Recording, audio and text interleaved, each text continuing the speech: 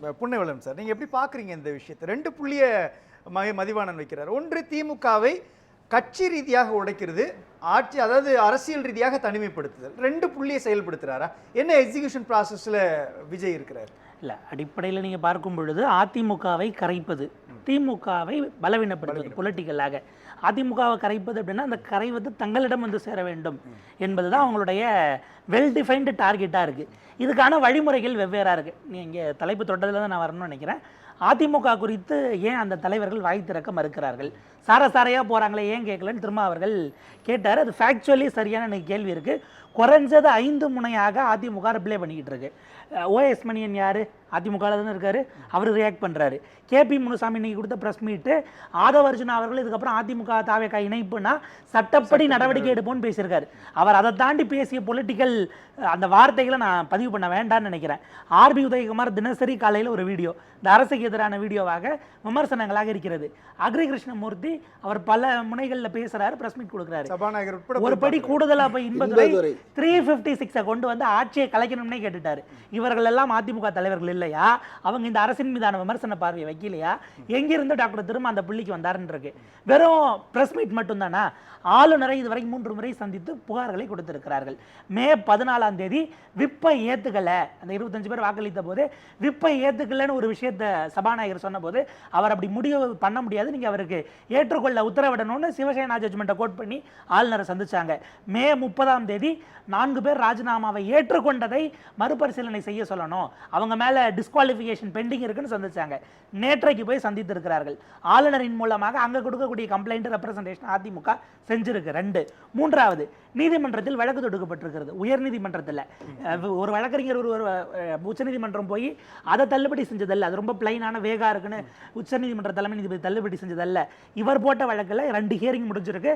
17ஆம் தேதி அடுத்த ஹியரிங் இருக்கு. தேர்தல் ஆணையம் உட்பட ராஜினாமா செய்த அத்தனை பேருக்கும் சபாநாயகர் உட்பட அபிடவிட்டை கேட்டிருக்கு. அவங்க சட்ட போராட்டத்தை முன்னெடுக்கிறார்கள். அடுத்த கட்டமாக பார்த்தீங்கன்னா தேர்தல் ஆணையத்துக்கு நேற்று முன்தினம் போய் 3ஆம் தேதி கம்ப்ளைண்ட் கொடுத்திருக்கிறாங்க. இந்த இடத்துல 2 விதமான கேஸை நீங்க இதை கன்சிடர் பண்ணணும். இந்த 4 பேர் ராஜினாமா அதை ஏற்றது டிஸ்குவாலிஃபிகேஷன் பெண்டிங் இருக்கும் போதுங்கிறது ஒன்று. மன்னிப்பு கேட்பதை போல கேட்டு அந்த டிஸ்குவாலிஃபிகேஷனை வாபஸ் வாங்கின பிறகு ராஜினாமா செய்த 2 விஜயபாஸ்கர்கள் அப்ப தண்டனையிலிருந்து தப்பிப்பதற்காக இதை செய்தார்கள்னா இதை ஸ்பெக்யூலர் கேஸா கன்சிடர் பண்ணணும், தனியான வழக்குன்னு. இப்படியான முனை தாக்குதல் இதை தாண்டி விர்ச்சுவலாக அதிமுக ஐடிவிங் இமீடியட்டா ரெஸ்பாண்ட் பண்றாங்க. ரொம்ப ஸ்பான்டேனியஸாகவும் இருக்கு. குயிக் விட், உடனடியாக அந்த ரெஸ்பான்ஸ்ங்கிறது இருக்கு. இப்படி 5 முனையாக வெவ்வேறு வகையில் இந்த அரசை நோக்கி கேள்விகளை எழுப்புகிறார்கள். அதிமுக வாயவே திறக்கல அப்படின்னு திரும்ப அவர்கள் சொன்னதுங்கிறது அவங்க ரியாக்ட் பண்றாங்க. மேபி எடப்பாடி பழனிசாமி பேசணும் அவர் எதிர்பார்க்கலாம், விஜய் அவர்கள் பேசினால் அவர் நினைக்கலாம், அவர் ஒரு முன்னாள் முதலமைச்சர், அவருக்கான ஸ்டேச்சர். எப்படி ரியாக்ட் பண்ணணும் அதிமுக அல்லது என்ன வார்த்தையை சொல்லி ரியாக்ட் பண்ணணுங்கிறத இன்னொரு கட்சியினுடைய தலைவர் அதை டிக்டேட் பண்ண முடியாது அல்லது அப்படி எதிர்பார்க்கறது சரியா இருக்குமான்னு டாக்டர் திருமா அவர்களுக்கே நான் அதை விடுறேன். இதுக்கு அடுத்து பார்த்தீங்கன்னா தலைவர்களை கொண்டு போய் சேர்க்கிறாங்களே வாயை திறக்கலையே அப்படின்னு திரும்ப அவர்கள் கேட்டார் இல்லையா? ஒரு மாநில பொறுப்பாளர், காங்கிரஸ் கட்சியினுடைய மாநில செயலாளராக இருந்த திரு KG ரமேஷ்குமார் என்பவரை கன்னியாகுமரி மாவட்டத்தில் இந்த மாவட்டத்தினுடைய மாவட்ட செயலாளர் அமைச்சர் ராஜேஷ்குமாரை எதிர்த்து தேர்தலில் போட்டியிட்ட திரு சபீன் அவர்கள் சேர்த்து 1 மாதத்துக்கு மேலாது மாநில பொதுச் செயலாளர் காங்கிரஸ் கட்சிக்கு. அந்த கட்சியினுடைய அப்போதைய தலைவரும் சரி இப்போதைய தலைவரும் சரி இது குறித்து எதுவுமே பேசல. இப்போ இதை அடிப்படையாக வைத்து அந்த கட்சி ரியாக்டே பண்ணலன்னு எடுத்துக்கலாமா? நீங்க அங்கேயாச்சும் எதிர்நிலையில் இருக்கிறீங்க, பலவீனப்படுத்த சேர்க்குறீங்க, கூட்டணி கட்சியில் இருக்கிறவரை நீங்க சேர்க்குறீங்க. அவர் சேர்ந்துட்டு ஒரு வார்த்தை சொன்னாரு. அந்த பேட்டி PTI வரைக்கும் அதை கவர் பண்ணாங்க, அது நேஷனல் நியூஸ் தான். அந்த பேட்டியில் அவர் சொல்றாரு, காங்கிரஸ் ஆதரவு அளிச்சிருச்சு அப்படிங்கிறது ஒன்றும் பெருந்தன்மை எல்லாம் கிடையாது, அமைச்சரவை பதவி வாங்கிட்டு தானே நீங்க ஆதரவு அளிச்சீங்க, தளபதி விஜய் அவர்கள் தான் உள்ளபடியே உழைக்கிறவர்களுக்கு மரியாதை கொடுப்பார்னு காங்கிரஸ் கட்சியினுடைய சிட்டிங் மாநில பொதுச் செயலாளர் சொல்லிட்டு வெளியில போறாரு. இப்போ இது என்ன மாதிரியான அரசியல்னு ஒரு கேள்வி இருக்கு. கூட்டணி தர்மம் அது எங்க போச்சுங்கிறது ஒரு பாயிண்ட் இருக்கு. இதை தாண்டி பார்த்தீங்கன்னா வேற சில விஷயங்கள். EPS அவர்கள் எதிர்ப்பு குரல் எழுப்பாமல் இருக்கிறார். அவருக்கு என்ன ஸ்ட்ராட்டஜின்னு அதை அவர் தான் தெளிவுபடுத்தணும். ஒருவேளை இன்னும் எதிர்த்து யாரெல்லாம் பின்னாடி தன்னை நோக்கி கேள்வி எழுப்புவாங்களோ எல்லாரும் மொத்தமா போட்டுன்னு அவர் வெயிட் பண்றாரானோ நமக்கு தெரியாது. அது ஸ்ட்ராட்டஜியா சரியா தவறா? இந்த எலெக்ஷன்ல வாக்கு வாங்கிய அதிமுக இரட்டைலைக்கு விழுந்த அந்த 1,04,00,000 வாக்குகள் கூட்டணியா 1.34 கோடி வாங்கினாங்க. இவர்களுக்கு அவர் என்ன கான்ஃபிடன்ஸை கொடுக்க போறாருங்கிறத நம்ம எடப்பாடி அவருடைய அடுத்த கட்ட நகரம் நோக்கி தான் நகரணும். மக்கள் பிரச்சனையை பேசுறதை நோக்கி கூட அவர் ஸ்ட்ராட்டஜியா வச்சுக்கலாமே. சட்ட போராட்டம் நடக்கும், இப்போ அப்பா அவர்கள் ஜெயித்தார்னு வந்த மாதிரி 10 வருஷம் கழிச்சு கூட வரலாம். அதை டிஃபெண்ட் பண்ணாம எடப்பாடி அவருடைய ஸ்ட்ராட்டஜி என்னவா இருக்கணும் அப்படிங்கிறத அவர் முடிவு பண்ணட்டும்னு பார்க்குறேன். திருமாவர்கள் இன்னைக்கு பேசினதில் எனக்கு வேற சில கேள்விகள் எழுதுனா அவருடைய ஸ்டாண்ட் என்ன எனக்கு இன்னும் அதில் குழப்பம் இருக்கிறதுனால, குதிரை பேர புகார் உண்மையெனில் விசாரித்து நடவடிக்கை எடுக்க வேண்டும்னு அவர் பேசுறார். யார் விசாரிக்கணும், யாரை விசாரிக்கணும்? ஆளுநருக்கு அதிகாரம் இருந்தால்னு ஒரு கேவியட் போடுறாரு. அப்ப ஆளுநருக்கு அதிகாரம் இருக்கா இல்லையா? இன்று மாலை செய்தியாளர் சந்திப்பில் பேசிய அமைச்சர் வன்னியரசு அவர்கள் ஆளுநருக்கு இருக்கக்கூடாது என்பதுதான் விடுதலை சிறுத்தைகளின் கருத்து, தமிழக மக்களின் கருத்து, தமிழ்நாடு அரசின் கருத்துன்னு அவர் அமைச்சராக சொல்கிறார். நான் கேபினெட் என்பது கூட்டு பொறுப்புன்னு எடுத்துக்கிறேன். தாவேகா தங்களுடைய முதல் மாநாட்டில் ஆளுநர் பதவி தேவையில்லைங்கிறது தான் எங்க விருப்பம்னு போட்டாங்க. இப்ப அவருக்கு அதிகாரம் இருந்தால்னு ஒரு கேவியட் போடுறாரு. அமைச்சர் அதே கட்சியை சேர்ந்தவர், அமைச்சர் அந்த இடத்துல ஆளுநரே வேண்டாம் என்கிற நிலைப்பாடு எடுக்கிறார்னா இந்த இடம் இப்ப குதிரை பேரம் நடக்குதா இல்லையாங்கிறதுல நாங்க கமிட் பண்ணிக்க மாட்டோம் என்று திருமா அவர்கள் வராரு. திரும்ப என்ன சொல்ல வராருன்னு நினைக்கிறீங்க நீங்க? குதிரை பேரம் நடக்கலன்னு சொல்ல வராரு. அவர்தான் ஒரே போட்டார்ல, இது சரியா, இது ஜனநாயகமா, இது அரசியல் அறமா என நீங்கள் தாவேகாவை கேட்க வேண்டும்ங்கிறாரு. தாவேகா இதை செய்வது சரியா தவறாங்கிறத தாண்டி விடுதலை சிறுத்தைகள்ங்கிற கட்சிக்கு, ஒரு ஜனநாயக இயக்கத்திற்கு நீங்க எலக்டோரலா நிற்கக்கூடியவங்க. நான் கேட்கிறேன், சிவசேனால எம்எல்ஏக்களை உடைத்த போது ஜனநாயக படுகொலை நம்ம பேசலையா? மணிப்பூர்ல பற்றி அறிந்த போது அது குறித்து திரும்ப அவருக்குள்ள விசிகாவும் நிலைப்பாடு எடுக்கலையா? அங்க இருக்கக்கூடிய மராத்தா ரிசர்வேஷன் ஸ்ட்ரைக் டவுன் பண்ணப்பட்ட போது நம்ம கருத்து சொல்லலையா? இங்க ஈரான் இஸ்ரேல் விவகாரத்துல இங்க இருக்கக்கூடிய அமெரிக்க தூதரகத்துக்கு முன்பாக அடையாள போராட்டம் நடத்தலையா? இந்த இடத்துல அவர் நழுவுறார் அப்படின்னா அந்த இடத்தை அவர் தான் தெளிவுபடுத்தணும். என்ன எனக்கு உடைச்சு எனக்கு புரியுது.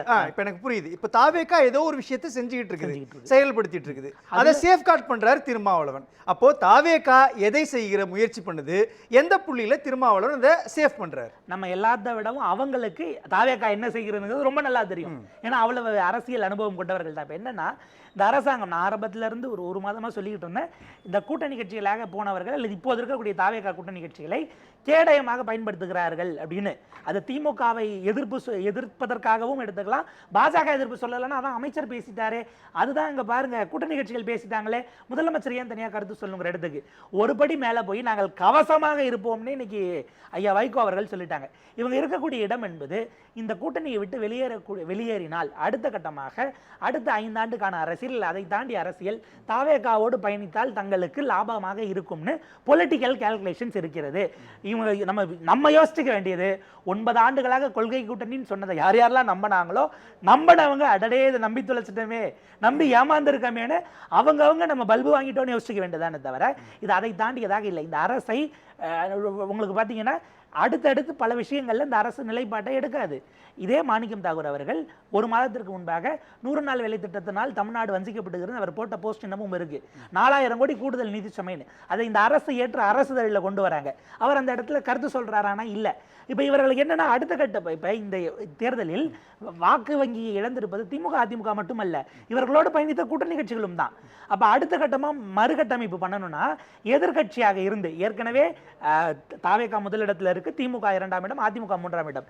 இதை தாண்டி இந்த சிறிய கட்சிகள் தனித்து இயங்கினால் என்ன வாய்ப்பு இருக்குன்னு தெரியாது. நீங்க ஆளுங்கட்சியோடு போகும் பொழுது கிடைக்கக்கூடிய வாய்ப்பை பயன்படுத்தி மறு கட்டுருவாக்கத்தை அவங்க கட்சியை ஓட் பேங்கை செய்யறதுக்கு கூடுதல் வாய்ப்பு இருக்குங்கிறதால இன்னைக்கு அவங்க அந்த நிலைக்கு தள்ளப்படுறாங்க.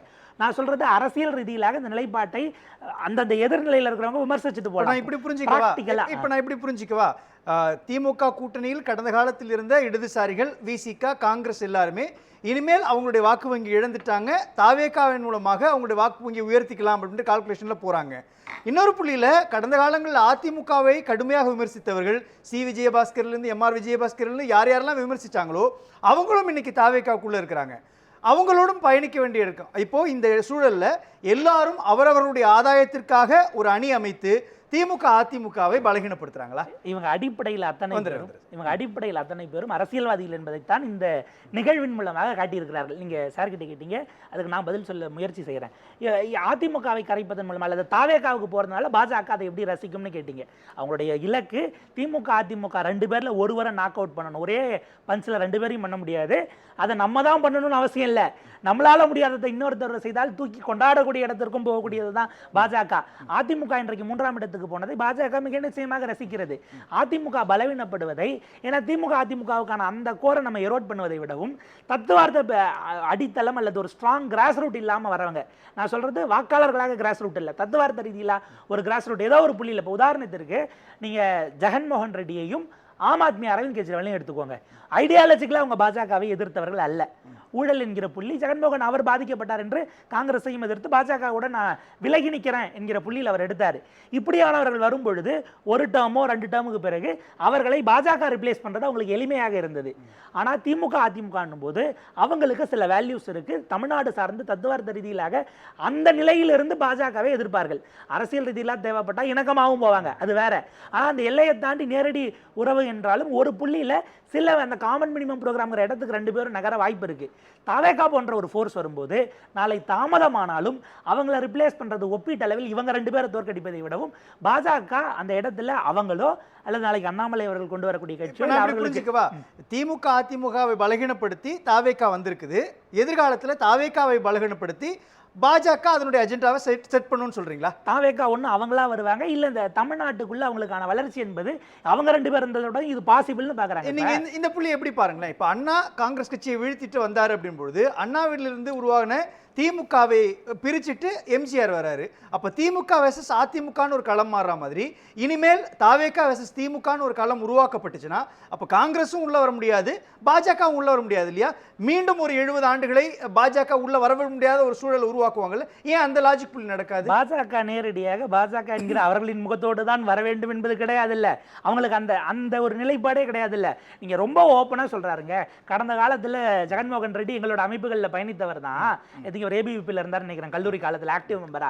தேவைப்பட்டா நாளைக்கு அவரே முதலமைச்சராக போட்டுட்டு போறோன்னு ஒரு சிட்டிங் எம்பி தெலுங்கானால இப்படியே ஓப்பனா பேசுறாரு. இப்படிதான் இருக்கணும்னு அவசியம் இல்லை. சுவேந்த அதிகாரி பணம் வாங்கிய வீடியோவை, ஸ்டிங் ஆபரேஷன் வீடியோவை பாஜக அதனுடைய அதிகாரப்பூர்வ யூடியூப் பக்கத்தில் வெளியிட்டது ஏறத்தாழ ஒரு 1/2 மணி நேரம் வீடியோ நினைக்கிறேன். இன்னைக்கு அந்த வீடியோ ரிமூவ் பண்ணிட்டு அவரே முதலமைச்சர் ஆக்குறாங்க. இது தேவையா? நான் சொல்றது இந்த கம்பேரிட்டிவ் காம்ப்ரமைஸ்ங்கிறது எல்லா அரசியல்வாதியும் ஏதோ ஒரு புள்ளியில் நெருக்குனா பண்ணுவாங்க. ஒப்பீட்டளவில் திமுக அதிமுகவை விடவும் அந்த தத்துவார்த்த ஹோல்டு இல்லாம வரவங்களோட அந்த உரையாடல் நெகோசியேஷன் எளிமையா இருக்குன்னு யோசிக்கிறாங்க. இன்னைக்கு தாவேகா அரசை பெருமளவுக்கு ஏன் பாஜக டிஸ்டர்ப் பண்ணலன்னா, நாளைக்கு தேவை ஏற்பட்டால் காங்கிரஸை மட்டும் கட்டிட்டு அவர் டிஸ்டர்பே பண்ண வேண்டாங்கிற இடத்துக்கு அவங்க போறாங்க. திமுக அதிமுகவை இன்னும் பலவீனப்படுத்துவதை விஜய் அவர்கள் நம்மை விட ஸ்ட்ராங்கா செய்யறாரு. உதாரணத்துக்கு நேற்று ஐயா அவர்கள் சொன்னாங்க, கவர்னர்கிட்ட போய் மனுக்கள்லாம் கொடுத்தாங்கன்னு. கவனமா ஐயா சட்ட ஒழுங்குங்கிறத நிப்பாட்டிட்டாங்க. அவங்க 3 பேரும் கொடுத்ததில்ல. இன்னும் பொதுவான ஒரு முக்கியமான விஷயம் குதிரை பேர குற்றச்சாட்டு. அதை விட முக்கியமாக கேபினெட் மீட்டிங் உள்ள ஒருவர் போறார் அப்படிங்கிற விஷயத்தை அவர் எடுத்திருக்கக்கூடிய ரகசிய காப்பு பிரமாணம் தொடர்பாக எழுப்பினாங்க. ஒரே ஒரு புகைப்படம். இந்த புகைப்படத்தை வெளியிட்டிருக்கக்கூடியது அமைச்சர் டி.கே. பிரபு அவர்கள். ஒரு கன்சல்டேட்டிவ் மீட்டிங் எதற்கு தொடர்பாக அந்த கன்னியாகுமரி அணு கனிம சுரங்கம் தொடர்பாக அவர் வெளியிட்டிருக்கக்கூடிய புகைப்படம். இது சம்பந்தமாக அங்க இருக்கவங்களேன்னு இந்த பக்கம் அரசு சார்பில் யார் யாரெல்லாம் பங்கேற்றிருக்காங்க பாருங்க. அமைச்சர் டி.கே. பிரபு இருக்காரு. அவர் அங்க ஆப்வியஸா துறையினுடைய அமைச்சர். அதுக்கப்புறம் இந்த பக்கம் பாத்தீங்கன்னா தாரகை கட்பட் அவர்கள் கன்னியாகுமரியில் குளச்சல் எம்எல்ஏ. அதற்கு பிறகு ஸ்ரீநாத் அவர்கள் தூத்துக்குடி மாவட்ட எம்எல்ஏ. அமைச்சர் மரிய வில்சன் நெல்லைக்கான பொறுப்பு அமைச்சராக இருக்கிறார். அதற்கு பக்கத்தில் இருக்கிறாரே யார்? அவர் திரு விஷ்ணு ரெட்டி அவர்கள். என்ன அதிகாரத்தில் இந்த அரசு கூட்டிய கன்சல்டேட்டிவ் மீட்டிங்ல ஸ்டேக் ஹோல்டர்ஸ் இருக்காங்க. இந்த பக்கம் அந்த அணுக்கனிம சுரங்கத்தின் மூலமாக பாதிக்கப்படுகிற மக்கள், போராடக்கூடிய இயக்கங்கள் வந்திருக்கிறாங்க. இவங்கெல்லாம் இந்த பக்கம் இருக்கும் பொழுது இந்த சைடு இவர் எப்படி கலந்து கொண்டார்னு கேள்வி இருக்கு. இப்போ இந்த பிரச்சனையை கொண்டு போய் அவங்க முன்வைக்கிறாங்க. இதற்கு பதில் சொல்வதற்கு மாறாக அல்லது அதே போல குதிரை பேரம் அப்படிங்கிற விஷயத்தை வைக்கிறாங்க. இந்த குதிரை பேரம் என்பதோ பார்ட்டி ஃபண்டுங்கிறதோ நீதிமன்றத்துக்கு எவ்வளவு தூரம் போகுங்கிற கேள்வி எனக்கு இருக்கு. இப்போ அந்த விஷயங்கள் கடைசி வரை 2 தரப்புலையும் பொலிட்டிக்கல் ரெட்டோரிக்கா தான் வைக்க போறாங்க. ஏன்னா நீங்க நீதிமன்றத்துக்குள்ள போகும்போது இப்ப கடைசியா கடந்த 48 மணி நேரங்களில் அனிதா ராதாகிருஷ்ணனுக்கு பிணை கிடைத்ததும் சரி, இந்த ஜென்சியில சரண் ஜெயராமன் ஒரு கைது பண்ணதும் இரண்டுமே காவல்துறைக்கு பின்னடைவாயிருக்கிறது. இப்ப தினமலர்ல ஒரு 1 ஹவருக்கு முன்னாடி அவங்களுடைய இணையதளத்தில் செய்தி போட்டிருக்கிறாங்க. அந்த சம்பந்தப்பட்ட அதிகாரிகளை மாற்றலாமா என அரசு ஆலோசிக்கிறதும் ஒரு செய்தி போடுறாங்க. இப்ப நாளைக்கு லுக் அவுட் நோட்டீஸ்ல இருக்கிற செந்தில் பாலாஜி அவர்களையோ அல்லது அசோக் குமாரையோ கூப்பிட்டு போயிடறாங்கன்னு வைங்க, கொண்டு போய் மேஜிஸ்ட்ரேட் முன்னாடி நிப்பாட்டுறீங்க. அரசு பிபி வரணுமே, என்ன பண்ணுவீங்க? இன்னைக்கு காலையில் வந்த தினமலரினுடைய செய்தி. அரசு வக்கீல்கள் நியமனத்தில் அரசாணை வராததால் சிக்கல் அப்படின்னு போட்டு கோவை மாவட்டத்தில் 24 நீதிமன்றங்களிலும் அரசு வக்கீல்களாக போனவர்கள் பதவி ஏற்கல. மாவட்ட நீதிபதி கேட்கிறார், எங்கெங்க அரசாணை, ஜிஓ இல்ல. அப்ப ஆப்வியஸா முடியாது. கடந்த 4 நாட்களாக என்ன காரணமா வேணா இருக்கலாம், வீட்டில் ஒரு இறப்பா இருக்கலாம், ஏதோ ஒரு சுப நிகழ்ச்சியா இருக்கலாம், உடம்பு முடியாம இருக்கலாம், ஜாமீன் வழக்குகள் எதுவுமே இந்த மாவட்டத்தில் எடுக்கப்படல. தினமலர் இன்னைக்கு காலையில போட்டிருக்காங்க. இந்த அரசாங்கம் கடந்த 4 நாட்களாக நீதித்துறை சார்ந்த விஷயங்களில் ஒரு ஸ்டேல்மெண்ட் அடைஞ்சிருக்கு. நாளைக்கு போனாலும் இந்த நிர்வாக சிக்கலை சரி செய்ய வேண்டிய விஷயம் வரும். இப்போதைக்கு திமுக எம்எல்ஏக்களை நீங்கள் குறிவைப்பது அதுல நீங்க ஆதாரப்பூர்வமாக பிரைமா ஃபேசி இருக்குன்னு நீங்க சொன்னீங்கன்னா இருக்கலாம், அரசியல் குற்றச்சாட்டானா அரசியல் குற்றச்சாட்டாக இருக்கலாம். எங்க சிக்கல் வரும்னா, நீங்க ரொம்ப துரிதப்பட்டீங்கன்னா நீதிமன்றத்தில் இந்த மாதிரியான எம்பரேஸ்மெண்ட்டை சந்திக்க வேண்டிய தேவை ஏற்படும். ப்ரொசீஜரல் இப்போ ரொம்ப சிம்பிளா 41A சம்மன் கொடுத்தாங்க. கொடுத்த 41A வாங்கிட்டு அவர் நான் வரேன் பதில் கொடுத்துட்டாரு.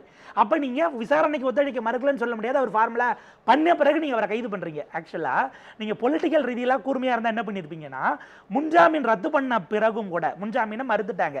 மறுத்த பிறகும் கைது பண்ணாம வச்சிருந்தா எப்ப கைதாவோங்கிற எண்ணத்துல உங்களுடைய பொலிட்டிக்கல் ரீதியில உங்களுடைய ஆப்பனண்ட் ஒரு பதட்டத்திலே இருப்பாரு. நீங்க அதை செய்வதற்கு பதிலாக கைது பண்ணீங்க. ஒன்ஸ் நீங்க கைது பண்ணிட்டீங்கன்னா வர்றதை பார்த்துக்கலாங்கிற இடத்துக்கு போயிடுவாங்க. அந்த இடத்துக்கு நீங்க நகர்த்திட்டீங்க. அப்ப இந்த இடம் அமைச்சர்கள் குறிவைக்கப்படுவார்கள், ஆப்வியஸா வரும், செய்வார்கள். ஆனால் தொடர்ந்து 5 ஆண்டுகள் உங்களால ட்ரையல் இல்லாம சிறையில் வைக்க முடியாது. அதுக்கான விஷயம் புண்ணியவளவன் சார், இறுதி கருத்து ரொம்ப சுருக்கமா. அதே விஷயம் சார் குறிப்பிட்டாங்க. இவங்க ஏன் தலைமறைவாக இருக்கிற செந்தில் பாலாஜி அப்படின்னாங்க, கரூர் சம்பவத்துக்கு பிறகு ஆன்டிசிபேட்டரி பெயில் வருகிற வரை அமைச்சர் ஆதவர்ஜுன் அவர்களும் அமைச்சர் புசி ஆனந்த் அவர்களும் எனக்கு எங்கே இருந்தாங்கங்கிற ஒரு கேள்வி இருக்குது. அடிப்படையில் மக்கள் தீர்ப்பு அப்படின்னு பார்க்கும்பொழுது அதிமுகவை கரைப்பது அப்படிங்கிறது அவங்களுடைய நோக்கம். திமுக பலவீனப்படணும், ஆனால் அவங்க ரொம்ப பலவீனப்பட்டுறக்கூடாது. ஏன்னா இவங்களுக்கான யூஎஸ்பியே திமுக எதிர்ப்பு தான்.